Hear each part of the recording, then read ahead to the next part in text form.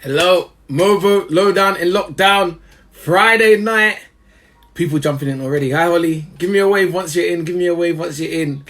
Your boy Robert Bruce the Fats. Let me even put my comment in so we know what's going on. Wonderful.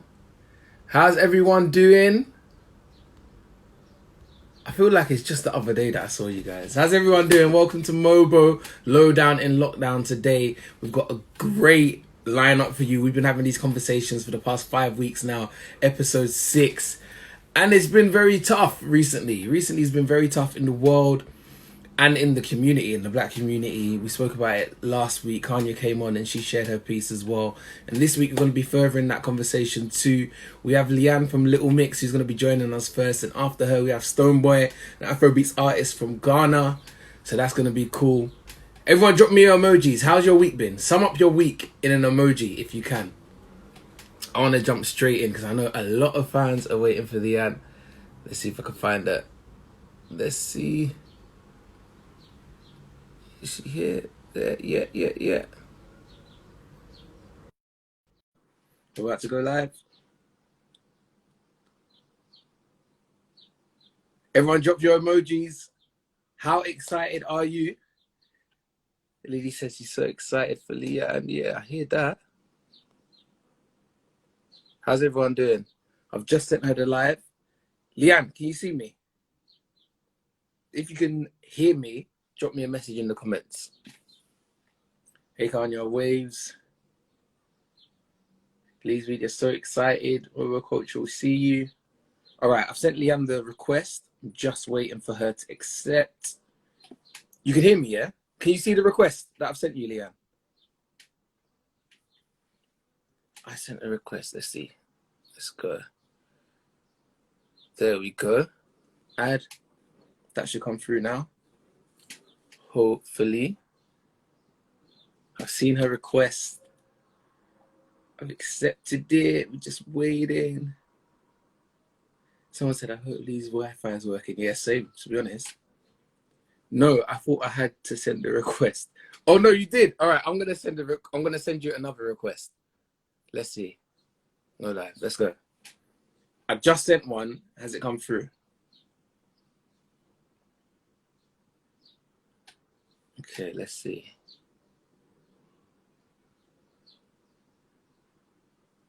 People say hello. Lee. I always say Leigh-Anne, but I'm seeing a lot of people are saying Lee. So it might have to be a Lee basis today. Real versatile. Each and every week, Real Versatile's here. We love it. Leigh-Anne, what are you saying? Saying it wasn't sent. Oh no. Let's see again. Okay, let's go. All right, I've just accepted yours. Don't worry, we'll get there. All right, I've just accepted yours. Anything happening on your end? We will get there. Don't worry, guys. Don't worry. Remember, sum up your week with an emoji, please. Oh, yeah, I haven't even introduced myself. My name is Robert Bruce. I'm a radio presenter at Capital Extra. I do the Monday to Thursday evening show, 7 till 10. And then on Saturday, I do the homegrown show as well, 4 till 7 p.m. Nothing happening. Oh, no. What is... All right.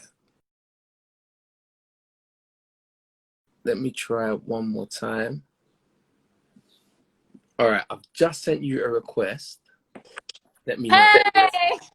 Are we in? I can hear you, but I can't see you. Can you see me? Not yet, but I can hear you. Okay, I can. Can you see me? Yeah, there we go. Woo! All right. We got there in the end. You're right. Good, how are you? Not too bad, thank you. I like to give everyone a proper welcome and intro when they come. So right now in the live MOBO Lowdown and Lockdown, we have the amazing artist, singer-songwriter, multi-award winning, international superstar, record-breaking Leigh-Anne Pinnock in the building from Little Mix. Everyone drop your claps in the comments for me, please. That's how we do it. Guys. How are you? Yeah, I'm good. I'm not, well, I mean, yeah, as good as I can be. Everything, right? Yeah.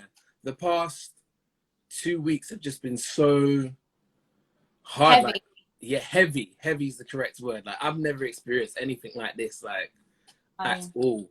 How have you been through everything? Should we start at lockdown? Yeah. Let's start at lockdown. How are you coping with lockdown? Well, that feels like forever ago when that was announced, right? Like months, like 3 months. Yeah, it's been long. All I know is I haven't had a haircut in like 12 weeks. Oh, stop. I promise. Yeah, well, I mean, so bizarre, so weird. We just released a single as well. So like it was all really mad. And then I felt like I started to just enjoy just slowing down and doing nothing. Yeah. And now I'm just like, get me back to work. I'm so done. Honestly, like, yeah, I'm over it now. For but real. We have kind of started like talking about yeah. Was there like a whole rollout plan and stuff? Yeah, so everything's basically been pushed back. Okay, yeah. Or obviously we had to cancel the summer tour, which was but it is what it is, I guess. And hopefully we'll be touring next year, so that's good. But yeah, everything's just kind of on hold, I guess, until But yeah, mad. Has it? Or if you flip it though, has there been anything you've enjoyed about the lockdown? Yeah, I feel like for me, just slowing down, breathing, and just actually not feeling bad about doing nothing. And spending time with my boyfriend. Like I've never had this much time with him, like ever. So yeah, that's been nice. And I'm sure the title's fiance now. Yeah. I said I'm sure the title's fiance. Yes. Oh my gosh, that is. Yeah. So did that happen during lockdown? You got engaged? Wow. Oh, so yeah, that's my good thing to come from this. Yeah, I mean, I'll never forget it. Gosh. I can imagine. We're going to talk about everything happening now as well. But just for everyone that's in the live, I sort of wanted to build a picture of who is Leigh-Anne from pre-X Factor, X Factor 2, today, Little Mix, all of it. So like, what was life growing up like for you? Oh, what was life like? So primary school, I'll start from the beginning. My primary school was predominantly white. Yeah. So yeah, I mean, I had different racial slurs at me, and like really, that was my beginning. But then I went into a secondary school that was multicultural. Yeah. So I never really kind of had to think about my race being something that would hold me back. Yeah, it wasn't until I was put in the group where it was like, that's when I started really things, and feeling it. And yeah, it is really strange kind of how I think as you grow up, you become more woke and you learn more. And I think that's kind of what happened with me, really. Yeah. But yeah. Especially in that mainstream media space as well, like, it's crazy. And what I'm going to ask you later on is, as much as it is on the front line, it's sort of behind the scenes as well, where there's not many people like you like that, if that makes sense. Definitely. So yeah, I would definitely say I'm very underrepresented. My team, we only have one black woman working for us. She's mixed race, and the rest is white. So I feel like, yeah, very underrepresented. And even like going to like radios and like radio shows like that, and award shows, like, again, like being a black girl in the pop industry, I feel like I'm in like quite a unique sort of situation. And yeah, there definitely needs to be more diversity, 100%. And it can be lonely. It can feel really lonely. I mean, as well, like going on tour and things like that, like there's not many people that I could speak about it with that would actually do it. I mean, I've had so many conversations with Jade about it, bless her. Like I've been in absolute hysterics with her and like some of my dance stuff. But in terms of like a lot of people understanding how I felt, like there wasn't really anyone. So it was hard to kind of deal with that. it's proper hard to do that in that space, especially where in a group you always have to have the positive face on, if that makes sense. Whether it's appearances, radio, on stage, it's like on that level of mainstream media attention, you've always got to have that positive face on. So there must have been so much working internally, just like battling within yourself, sort of thing. Oh my gosh, yeah, definitely. So like, I just remember like the beginning years of Little Mix, me not understanding why I felt the way I did, then questioning myself: am I not good enough? Am I not pretty enough? Am I not funny enough? Like, why do I feel this way? And then I lost confidence. And then on stage and performing, like, I wasn't performing to the best of my ability and my potential because of the confidence that I'd lost. Yeah. But it's actually, I was a different girl before I went on the X Factor, because I might have had people say, oh, you're not going to do it, you're not going to make it, whatever. But like, I was just me on my own, and I was that strong enough to be like, yes, I am. And I told everyone I was, and I told everyone I was going to make it. Yeah. But all of a sudden I was put into this group and just completely treated just differently, and like just not seen as on par as the others. So it was, it didn't do very good things to me. And I even think now, like, how did I go 9 years without saying anything? Yeah. Having a bit of a meltdown, sort of thing. Like, I feel like I really kept it together and just kept going and kept going. But I feel like with that, I've just carried this pain and carried this sort of weight with me. So yeah, it's so tricky. And like, even me myself, just being like a black boy in the UK, the conversations I've been having with my friends, and conversations I've been having with people that wasn't aware that anything goes on in terms of racism and stuff, is like, we have learned how to cope so long, and now everything's being brought to the forefront. Even for us, it's like, oh, it hurts to even talk about this. Like, although that there's mass attention on race, which is good, like, I'm finding myself like, oh, this is painful to talk about. It's not easy to have a conversation and to spread awareness 24/7, because you now become the representative of everything black in the spaces that you go into. And that's so heavy to sort of handle, in a sense.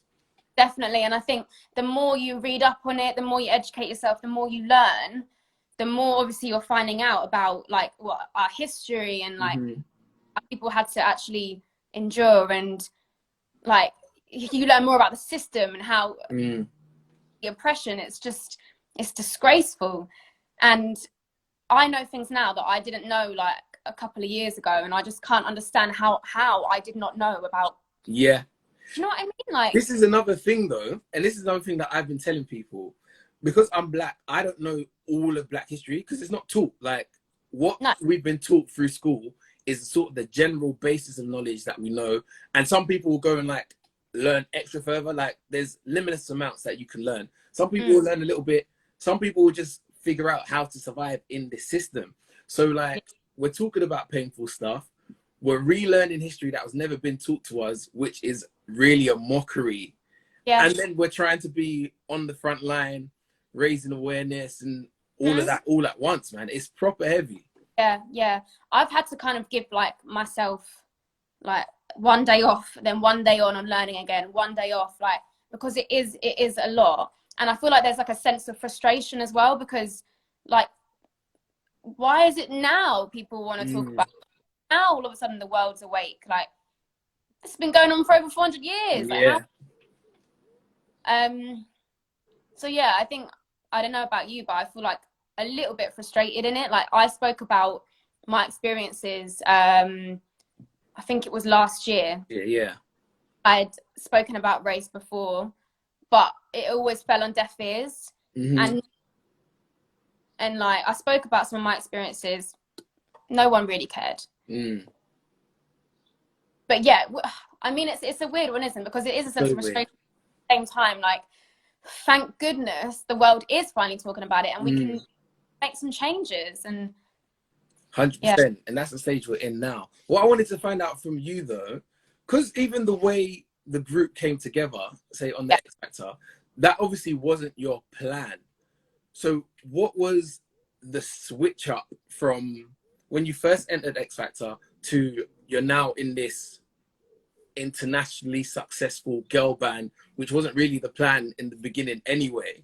Like, how old was you first of all, like 9 years ago? So 2011 we won. I think I was about 19. 18, 19. Yeah, somewhere around there. But for me, like, because when I got put in that group, I was literally like, this was always supposed to happen to me. Like, this was my fate. And I always say that because me and Jessie shared a room at boot camp, and I met. Then we met Jade, and it was us three. And then Jessie got put in a group with Perry, and then introduced her to me. And it was like we kind of just started like grouping together, and then it was literally just fate. So yeah, I mean, I didn't care if I was a solo artist in a group, whatever. All I cared about was just being some sort of pop star and making it. And it felt very, very right to me when I was put in that group. And I've literally, amongst all of this stuff, I've had the time of my life, and I adore those girls so much. Yeah.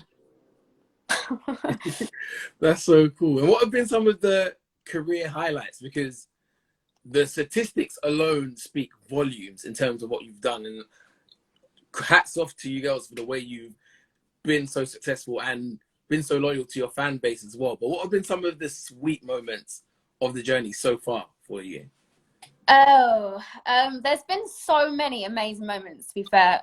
When we won our first Brit, my ex, that was like, wow. Because then we won the Brit, performed, and then we flew to New York that night, to then Madison Square Garden the next night. Whoa, that's crazy.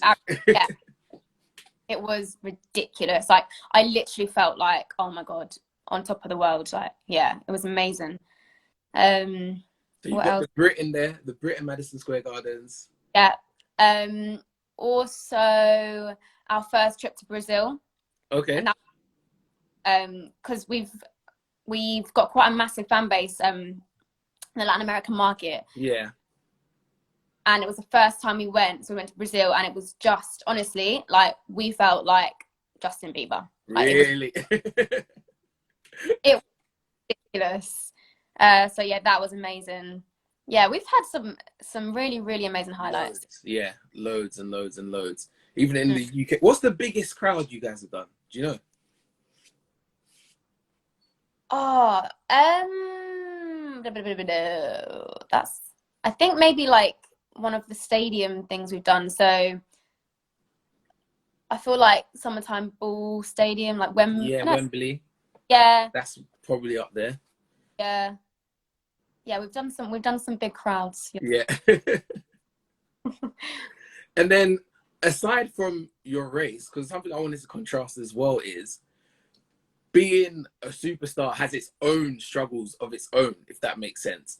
How was the life switch up for you? Was it sort of like this? Life is completely different. And what did you find hard about becoming so popular? What did I find hard? I feel like you don't really get like a warning being put into the public eye. Like, you don't get like a written handbook on how to deal with it. You just kind of get thrown into it. And yeah, I think one of the hardest things was having like the chance to just say whatever they want to say about you. So like when we was on the show, Twitter and Instagram was just kind of becoming a thing. At the time, it was more like YouTube comments. So like you kind of read some of them, and yeah, and I think that's really hard, like learning how to kind of deal with that, trolling and things like that. Just horrible. And you're not equipped to deal with that. You just have to kind of put up with it. Yeah. So you learn to kind of build a thick skin, for sure. 100%. And it's interesting you say that, because nowadays, in the past like year and a half or so, a lot of people are starting to get pulled up for their old tweets and stuff. And obviously that would have been when things first started. And even in those old tweets, we're seeing how a lot of anti-black narratives were pushed back then. That must have been so hard to balance, man. Yeah, definitely. Wait, do you know what? You cut out at the beginning bit of what you said. Can you just say a little? I was saying how a lot of people's old tweets are resurfacing. And, you know, like Oh, people are being outed for their old tweets, and there was a lot of anti-black and racist messages yeah, at yeah, that yeah. point. So I couldn't imagine what it's like you seeing that. Yeah. Well, I mean, even recently, like, something came up about someone, yeah, and stuff that she'd said, and she didn't get no backlash from it. Like, she still got to perform at the Grammys. Mm-hmm. I don't even want to say who it is because I just don't want to do that. Well, I will eventually, but just not now. But I just think, like, it's actually disgusting. Like, it's so bad, and to have no sort of repercussions from that, I just thought, really, yeah, that really annoyed me, to be fair. But yeah.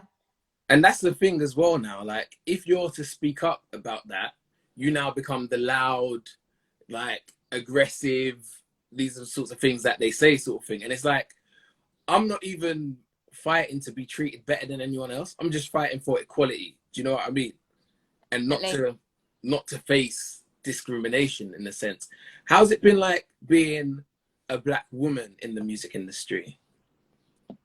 Oh, yeah. I mean, for me, like, I've seen some things as well that have really, really annoyed me. Like, how they put black people in a box. Yeah. Like you say, like the angry black woman. If a black woman just speaks on how she feels, and takes a bit of leadership, all of a sudden she's an angry black woman. Like, it infuriates me. And I see it happening around me. But now I feel like I'm in a position with the whole world sort of now starting to take notice, that if I see anything else, like, I will say, no, that's not right. And yeah. And that's the whole thing of being anti-racist. Like, you have to call it out and you have to say, no, it's not right. Because chances are the person that said it probably actually doesn't think they're saying anything wrong. But it's racist and it is wrong, and they need to be called out for it. So, yeah. I also feel like as well, especially in the UK, like, I feel like a lot of black male artists are on the rise, but I don't see black female artists on the rise. Yeah. This is what I was going to say as well. And that all sort of plays into the colorism spectrum as well. Like, why, in your video, you was talking about it, black women being marketable. Why are black women not marketable if all the popular artists bite from the star, if that makes sense? And why do you think that is from, like, your knowledge of the industry? I feel like I said in the video about labels, whatever, they'll take the marketable bits and leave behind what's not marketable. And also, again, like, using black culture, but then not sort of, what's the word, understanding taking the rhythm and not taking the blues, basically. Perfect. Yeah. A lot of that. Even in the pop world, like, we're using bits of black culture, but I'm looking around and there's no black people. So how does that make sense? It doesn't make sense. That's why I was saying that we do need more diversity within our workspaces, within the industries, because it doesn't for that to be happening. So is it a case of it's because the way the system is designed? Like, I have these conversations all the time, and everyone who I have the conversation with sort of passes the buck. So, like, if I have it at radio, they'll say, like, oh, streaming platforms are not supported. If I have it at streaming platforms, they'll say, like, oh, this audience is not buying into it and stuff like that. Do you feel like there is a reason why black females are not being promoted in the media, or the system that's in place before has sort of been there to take what we need and leave what we don't want, sort of thing? I don't know. I feel like he support. Can you hear me? I can hear Yeah. you now. I can hear you now. Yeah. I feel like we're supporting these black female artists, because I feel like, I don't know, maybe it's just starting from there just not being enough support, as in, like, why is the consumer not, are they just not listening? Like, I don't know. I'm not sure. It's a hard one. From your perspective as well, what about in terms of like producers and songwriters? Do you see more black people in spaces that's not front facing, or still no?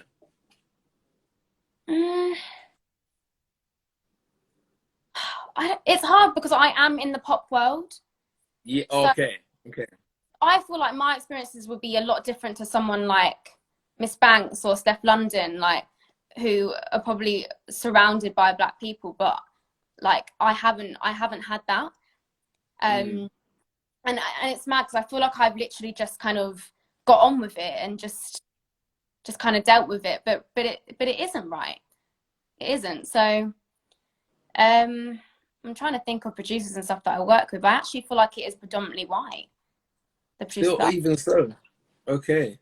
I have worked with some black producers, but when I really think about it, yeah, it is predominantly white. White as well. And talk to me about that though, being the black girl in the mainstream media space. So like you've mentioned it before, like even when you go to radio, it's like there's no one that looks like you, whether that's presenters, producers as well, because it's a side that people don't see. Yeah. What's it been like being you in that space, and has it got harder over time? At the beginning, a lot of people would say to me, like, so when I first started, I had a white manager, and she was always there for me. Absolutely love her, always there. But bless her, she never understood why I was crying to her all the time, and why I was saying, why am I the least favored? Why am I not hearing my name being screamed at? Why do I feel like I might as well not be here? Crying to her regularly, and she didn't know what to say to me. Like, of course you're lovely, Anne. Like, don't be silly like that. No one thinks that. Like, and people, I don't know. I feel like I would get a bit of an eye roll sort of thing. Like, it's in your head. It's in your head. Yeah. Because I feel like as well with the race conversation, it was always quite an awkward conversation for a lot of people, especially in the white community. But yeah, I think as time went on, and it was only in the last 3 years, I feel like I've really become woke to it, and I know exactly what it is. And when I posted that video, I got quite a lot of messages from girls that had been in the same situation as me, so the black girl in their pop girl band, and said, "Oh, I felt exactly the same." And I was like, "Oh, thank you. Like, it is not in my head. Like, I'm not losing the plot right now." And I'm, oh yeah. So it kind of gave me that sort of, right, I can breathe now, and I can kind of just sort of leave it behind. You know what I mean? That pain that I was talking about, and just move on and get on with it, sort of thing. But yeah, it was quite hard. And then even saying leaving that pain behind, you sort of can and you can't. But because of your position in society, in the mainstream media, you would almost now be the go-to for people that want to talk about race issues. So like whether that's morning TV, how have your interviews since then been? Since you put out the video, how have the conversations been towards you since then? I've been inundated. Is that the word? Yeah, I think that's the word. Yeah, with requests and things. Like, I'm like, whoa. I don't feel like I've actually ever had this much interest in me as a person, ever. So I'm like, wow.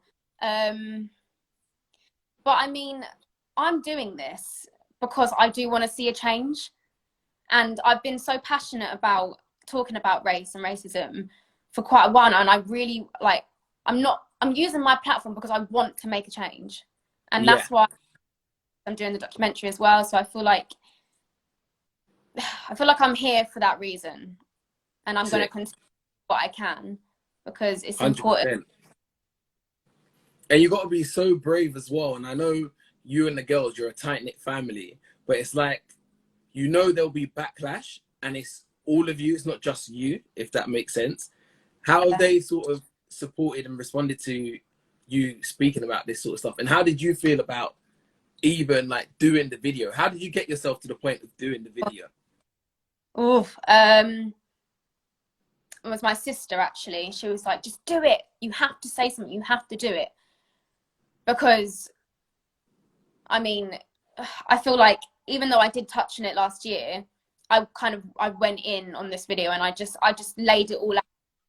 Just was so open. And I feel like when I'm watch it back, I'm like, God, like, you are carrying a lot of pain. Like, yeah, I get my way. I can just about now talk about it without crying. Like, I had an interview, cried, and like, I want to overcome that though.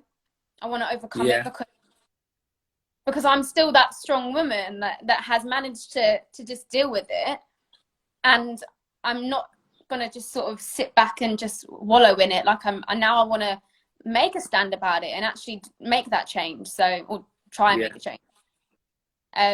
No, you are daily, you are, which is sick. What's the documentary? Tell me more about the documentary. Pardon? No, because it was actually, I shouldn't have said it because it hasn't really been announced. Okay. Whoops. Hold on, you cut out there, but I assume that we've skipped past that. Yeah. By the way, I was really bad again. For me, it's sort of going in and out, but I'm catching most things to make out what you're saying. How's Leigh-Anne's Wi-Fi, everyone? And guys, you can ask me questions in the question box as well. Definitely going to be getting into fan questions. I got a lot to get through. I might even have to scrap what I was going to say and stuff. How do you find the marches? Oh, wow. So overwhelming, so emotional. Yeah, I mean, as I said, I can't believe that so many different races, so many different ages are all coming together for Black lives. Like, it's just, wow, it was so emotional, but like just heartwarming at the same time. It was amazing to see. When I was there was points where I had to sort of just step back and look at what's actually going on, because it's like, in my 25 years of living, people actually recognize a Black person, what it means to be Black, and all the stuff we've just sort of cracked on with. I found it proper overwhelming. Definitely. Did you go to the one last weekend? On the Sunday I went. Yeah. It is, it's a lot to take in, isn't it? It's a lot to kind of like, but hopefully we're going to see real change, and it will be different for the next generation, or for the generation coming up. It will be different for them. And that's exactly what we're trying to do. How do you think first of all, you in your position, your fans, me in my position, how can we ensure that we bring change, if that makes sense? I think you have to keep having those awkward conversations. Like, if you come across someone who makes a racist comment, or someone that you might not necessarily talk to race about, have those conversations with them, teach them, learn yourself, educate yourself, and keep the conversation going. 100%. And on a side note, with everything being so heavy, how do you step back and de-stress and relax? Because I'm sure life as a girl in Little Mix is hard anyway, but this is a different sort of heavy. How have you sort of looked after yourself? You're gonna laugh at me. Yeah. But I've been playing The Sims. You've been playing The Sims? It's okay. It's cool. My day off involves just playing The Sims and sitting with my dogs. No way. How many dogs? Yeah, 2 dogs. Oh, Two. babies. I love them so much. Oh my God. The Sims, yeah. Is that it? Well, I cook as well. I love cooking. Yeah. What's been your lockdown dish? Well, we've been having barbecues like all the time. Fair play. So my boyfriend got no, my Fiance. he just got a barrel made for us. It's like a proper jerk barrel. Yeah. So yeah, it's banging. But what do I make? What do you make? I make a really good brown stew chicken. Okay. And I make a good... I made fried fish the other day, which was... Nice. Banging. Yeah, I'm getting good, you know, proper good. For real? So, Okay, so you haven't done too bad. You haven't done too bad at all. You're busy wedding planning yet? Yeah. What do you think? Are you a big wedding girl or a small wedding girl? What I am is bridezilla. I'm a bridezilla. Really? Yeah. Andre's just like, but he wants to invite the whole world to our wedding, and like I'm nice and intimate. So it's clashing a little bit, which I knew would happen. I knew it because he's such a party people person. Where I'm like, I am, but I just want it to be like small and whatever. But I know I'm doing it in Jamaica though, definitely. 100%. Yeah. Now that would be beautiful. Yeah. Can't wait, man. Excited. And what about business? Because I know you've got your swimwear line as well. Do you get much? Has it been good to get more time to focus on other stuff? 100%, yeah. So we've been really busy actually, which is amazing because I think with everything going on, obviously with COVID, like we were really scared what was going to happen, but we've managed to do quite good. So yeah, we're so that's good. And it's just nice to have a baby, like something of my own to kind of just build and focus on. So yeah, we've got some new stars coming out soon as well, which is all very exciting. Nice. When did you start? For people that don't know about the line, when did you start? What's been the journey of your fashion journey, actually? So I've always loved fashion. Literally since I can actually remember, like I've always loved putting outfits together, even like in school, like loved it. And then when I got into the group, I kind of started like honing in on it more. And I've always loved swimwear. I probably owned about 1,000 bikinis. Like I was obsessed. So then I thought, you know, I'm going to start here because swimwear is my passion, and then kind of go on from there. Like eventually I want to have my own line, like clothing brand. But so I thought I'd start with swimwear, and yeah, it's going really good. So good. Wicked. I've got loads of questions from fans that I need to ask you. Even if you sent me some before. So one of the first ones I had was, what has been your proudest moment so far? Oh, proudest moment. Ooh, Okay, I'll say something else. So as a group, we got a #1 in America. No, sorry. We got a top 5 album in America. It was our first album. And then we surpassed the Spice Girls and debuted at #1. Yeah, which was like, yeah, crazy. So I always remember that. And I guess starting my own brand as well. Like I didn't think that I would ever do something like that. So yeah, I'm proud of myself for doing that. Sick. How do you balance your work and life? So it's really weird because obviously now with lockdown, I've had to work at home, but normally like my home is like my safe haven, and I don't associate work, so it's a bit strange. But I feel like just coming home, getting into my pajamas, watching Netflix, cuddling my dogs, like that's just my chill time. And then being on the phone all the time as well. Like, I'm really bad for always being on my phone. Really? Yeah, like it's just hard. I don't know, because feel like I always have to be doing something, and I need to kind of learn to switch off from that, I think. This will probably be the longest break you've had in forever. Yeah. Yeah. Literally. That's crazy. It's the longest I've ever not seen girls. The longest you've ever not seen the girls? Yeah, definitely. Oh, yeah, that is true. I've got questions in here. Do you think you'll ever write a song about your experiences with racism? Oh. Yeah. Definitely. That'll be a hard song to write. I've got more. But have you spoken to the girls about BLM?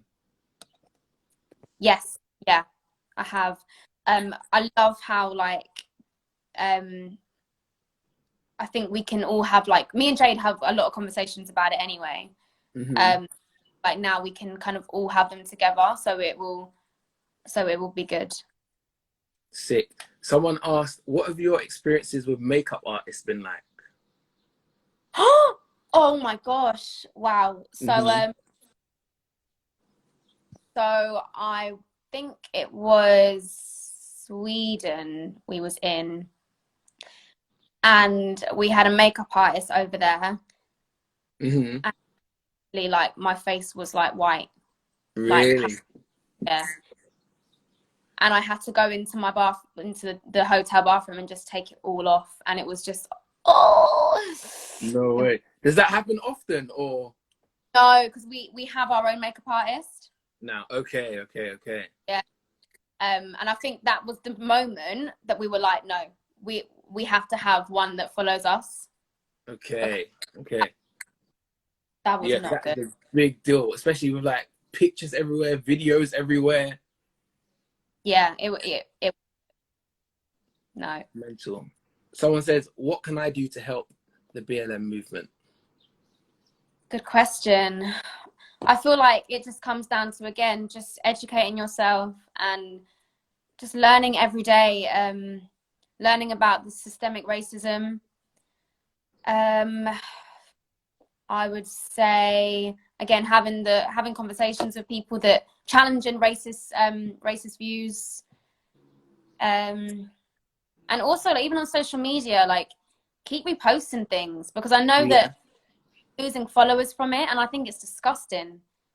And yeah, that has been the worry of a lot of people. A lot of people have been outspoken and started to lose followers. I found, from what I was seeing, my white friends and white colleagues who have been outspoken lost more followers, if that makes sense. Yes, yeah, I've seen that too. Which is that's crazy. It's awful. But if they don't want to follow you, then don't need them in your life anyway. They're not the right people, for real. Random one. Netflix recommendations. Oh my gosh, you know what I'm watching? Black Lightning. No way. But it's like one of those easy watches. Do you know what I mean? Yeah. But and anything for now, I would say I'll go on. Did you do Money Heist at all? Yes. Sick. Yeah. So sick. Let me see. I've got loads of questions. A lot of people are asking to come to the wedding. Oh. They want to get a flight. If they want to get a flight, yeah. You already told us in Jamaica. What is your favorite Little Mix song? I'm gonna say Touch. Yeah. What's yours? So? Touch is mine, actually. Yeah. To be honest. Touch is mine. I've got such a funny story to do with Little Mix. You guys, when you first, I think it was about the time when you first won. I don't know if it was on the Christmas like run-in, but you came to Romford, and I was there with all of our school friends. That was the first time I've ever seen like hysteria before. Oh my gosh. Yeah, because it was right up the road for me. I was, what year are we talking? Maybe like 16, 17. But it's like how we would go home anyway. And it was like, Little Mix around. So we just went. That's the first time I've seen hysteria like that. It's crazy. Wait, how old are you? 25. You're a baby. Really? Yeah. I feel like I'm a grown man. I've got a beard No, and everything. No? I'm old. How old are you now? Guess. Guess.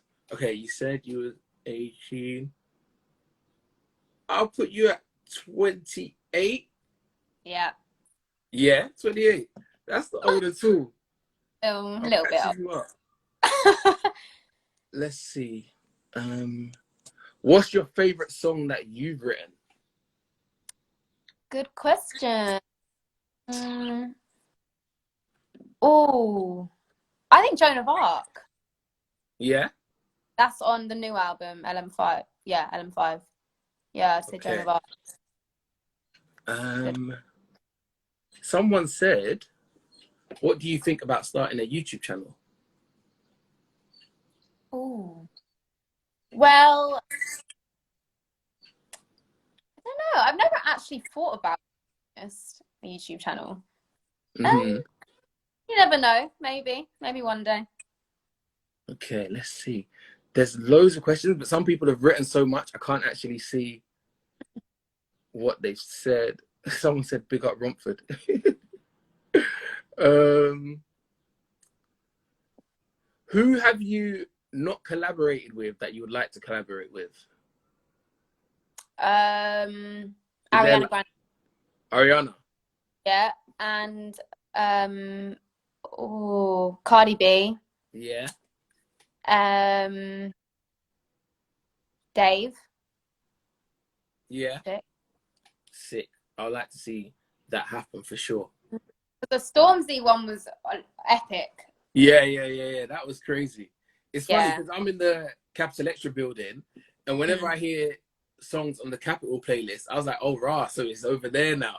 And that was one that I heard a lot. Wait, play it? Pardon? You didn't play it? Capital No, Extra. I don't think we played it at Extra, no. You lot never play our songs. But you get enough Capital love anyway. True. To be fair. What do you think of platforms like MOBO?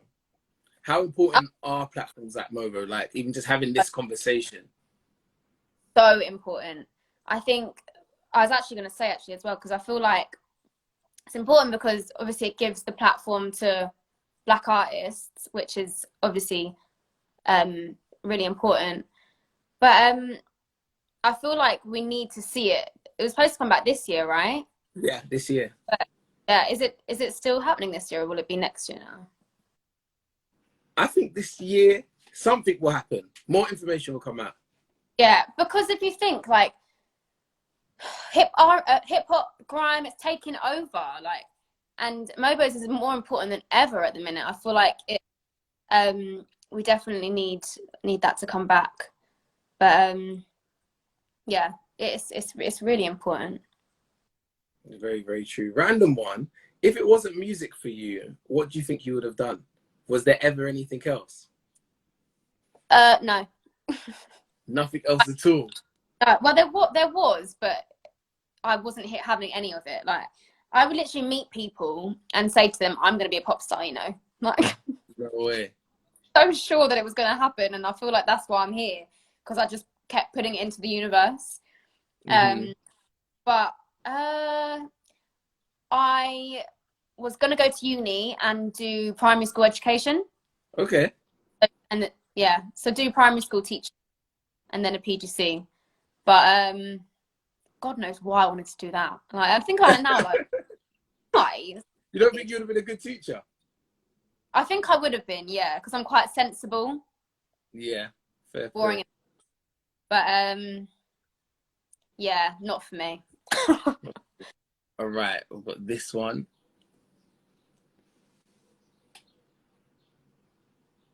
How was it working with Nikki? Oh my gosh, amazing. Yeah, what was that whole experience like? Oh wow. So we'd always wanted to collab with her from the time we got put together. We said we want to collab with Nikki, and then we had the song, and then our label kind of made it happen for us. And then we met her and we performed it with her at the EMAs, which was just amazing. And we met her, and she was obviously met her. She was lovely and so cute, tiny, so like really short. Really? So beautiful. And yeah, she was really lovely to us. So, and she supported the song so amazing. Like she Yeah, gave, because you hear about that sometimes. You like collab and they do the verse and it's gone. Like you don't hear from them again. yeah. Was she proper active with it? Oh my gosh, yeah, so supportive, all over her social media. Yeah, so yeah, love her for that. Have you ever written a song that was meant for Little Mix but then became too personal, so you've sort of had to put in a draw? Yeah. Oh my Really? god. All the time? Yeah. So me and Jade wrote it. Okay. About my relationship, and that's all I'm gonna say. And that's it. Yeah. And Will then you hear it? Will you hear it one day? I hope so.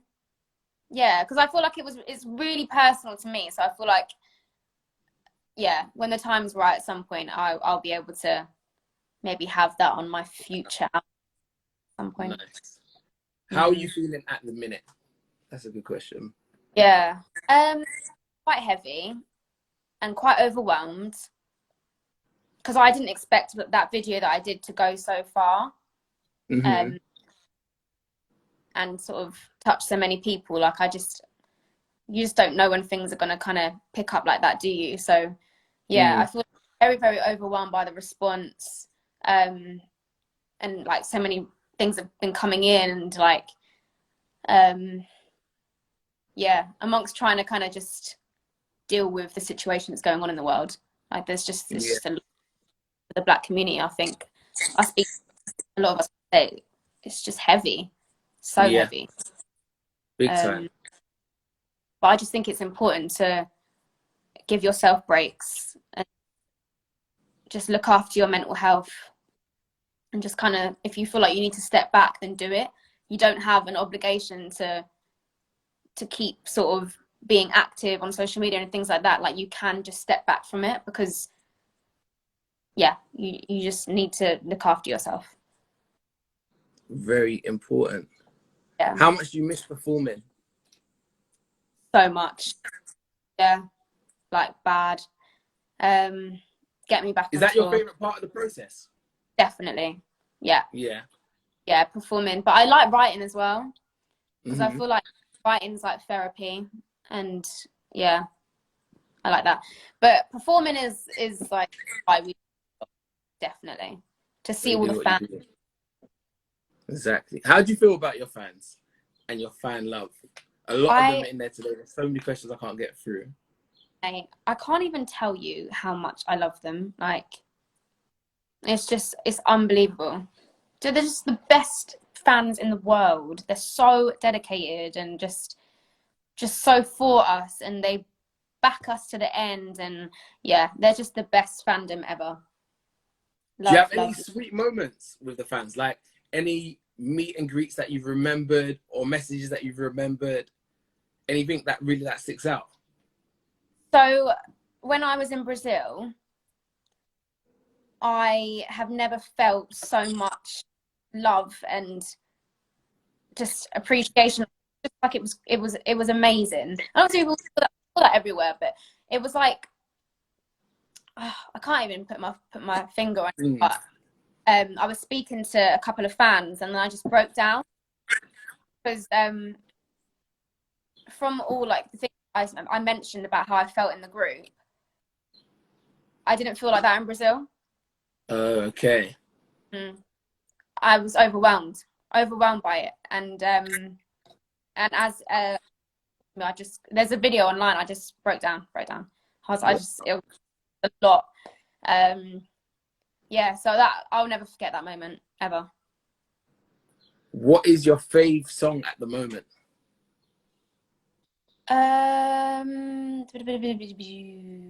Fave song. I'm obsessed with Kalani.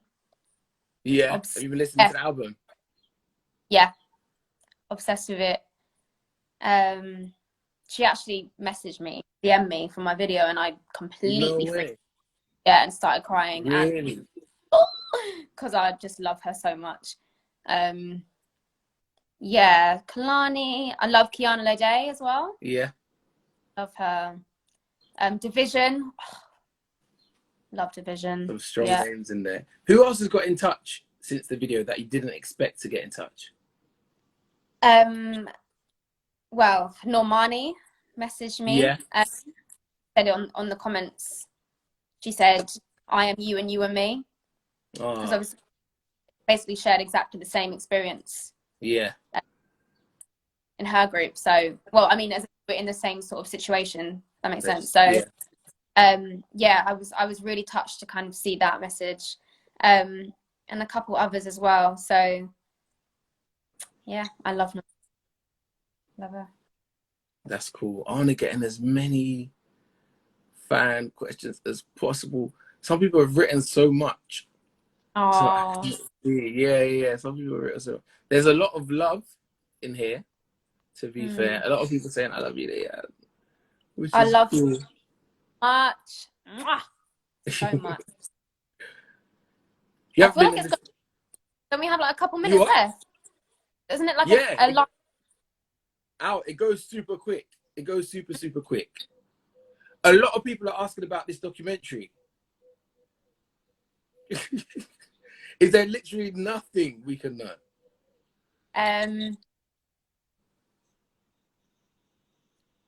It's coming, put it that way.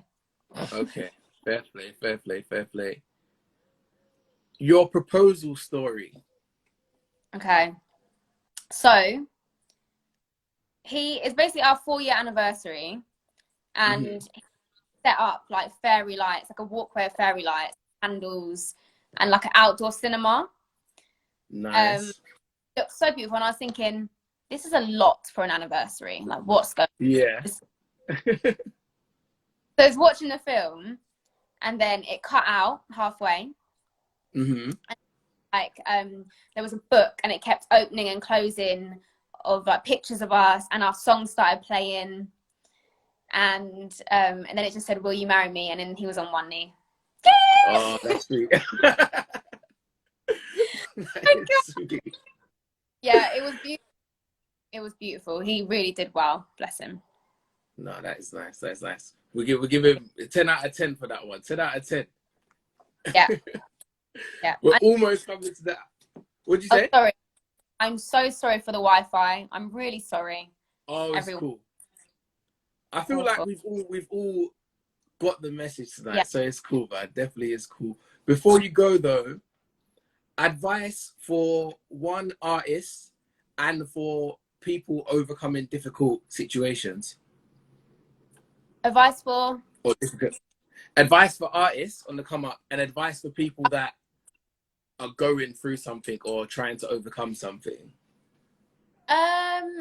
Artists coming up, I would just say, believe in yourself. Don't let anyone tell you can't do it. Work hard, and just keep going, and then keep telling yourself every day that you're going to make it, and you will. And just don't give up, basically. And then for someone going through something, whatever it is, be strong. Just look after yourself, self-care, and just always look after your mental health, and it will get better. See, thank you very much. Everyone, drop your clap emojis for me, please. Leigh-Anne from Little Vic, she's shared her heart with us today, and we proper appreciate you. We appreciate you being honest and open as well, because I know that's definitely very difficult to do. And we send you all the strength and love, man. Thank you so much. Any way we can support. It was lovely speaking to you too. Any way we can support, let us know as well. Oh, thank you. Yeah? Cool. Take care. Enjoy The Sims. I will. See you later. All right. Thank you very much. Bye. Bye, everyone. All right, round of applause. Leigh-Anne from Little Mix. That was absolutely sick. Stoneboy is going to be here from 7 p.m. I'm literally going to jump off the live, then back on the live. Thank you, everyone that was inside involved. I couldn't get through all of the questions, but you guys are honestly amazing, the Leigh-Anne fan base. MOBO Lowdown in Lockdown. We do this every Friday.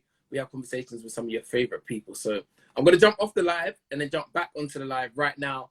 Stoneboy's going to be here, yeah? In a bit.